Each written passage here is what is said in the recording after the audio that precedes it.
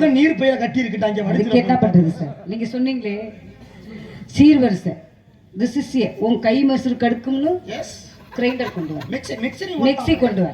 அந்த அந்த அந்த மிக்ஸியில ஆட்டுற சட்னியை தானே நாக்க போட்டு நக்கிக்கிட்டு கிடக்குற.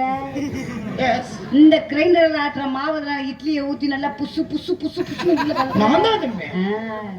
இங்க வாங்கிட்டு வர கட்டில தானே என்னை முன்னாலையும் போட்டு பிரட்டி எடுக்கிற.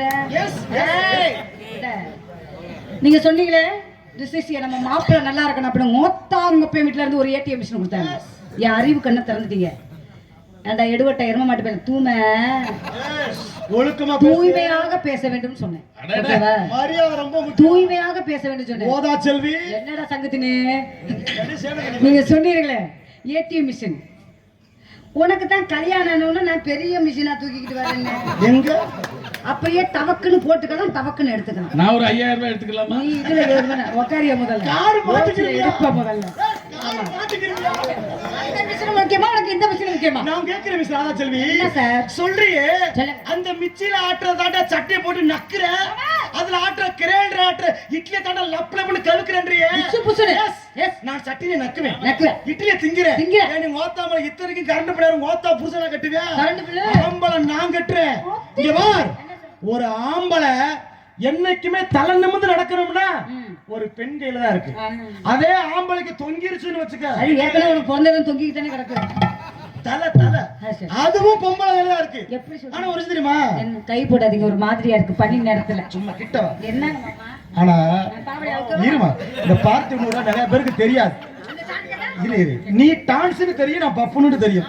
ஆனா இங்க பார்த்து மேல நான் உண்மையை சொல்லணும்னு இருக்கேன். உண்மைக்குமே நீங்க வந்து பப்பு டான்ஸா மட்டும் ரசிக்கிறீங்க. ஆனா உண்மைக்குமே இது யார் தெரியுமா? எனக்கு வந்து சித்தி. நான் வந்து இதுக்கு மையன். சித்தியா? சித்தின்னு சொல்லி நல்லா நொட்டு நொட்டுறடா. அது நடிப்பு நடிப்பு வேற, துடிப்பு வேற. உங்க பேச்சு ரொம்ப பிடிச்சிருக்கு, இடத்த காலி பண்ணுங்க. காலி பண்ண மாட்டேங்க. இல்ல காலி பண்ணுங்க. நீங்க உங்களை காலி பண்ணி அதான் உங்களுக்கு நல்லது. அப்படி பேசாதீங்க. இல்ல சார், நான் சொல்றேன் தங்கராஜ், நான் சொல்றத கேளு. ஏறா, நான் சொல்றத கேளு. விளையாட்டு போல பேசுறது வேற, வினயமா பேசுறது வேற. உன்னை நான் ஏற்கனவே மேடையில் எச்சரிச்சிருக்கேன். என்ன நம்ம காமெடி பண்றோம், மக்களை சிரிக்க வைக்கணும் அப்படிங்கிறனால. ஆனா உனக்கு இந்த மேடையில இருந்து எச்சரிக்கிறேன். என்னன்னு தெரியுமா? நான் வந்திருக்கக்கூடிய மேடையில இந்த அசிங்கமா பேசுறது, இந்த அசிங்கமான வார்த்தைகளை யூஸ் பண்றது, இந்த பேடா பிஹேவ் பண்றது, இதெல்லாம் எனக்கு துளியதை கூட பிடிக்காது. நீ செய்யாத ஒரு முறை தானடி எல்லாத்தையும் பேசப்பட்டு பிடிக்காதா? உனக்கு பிடிக்காதானே?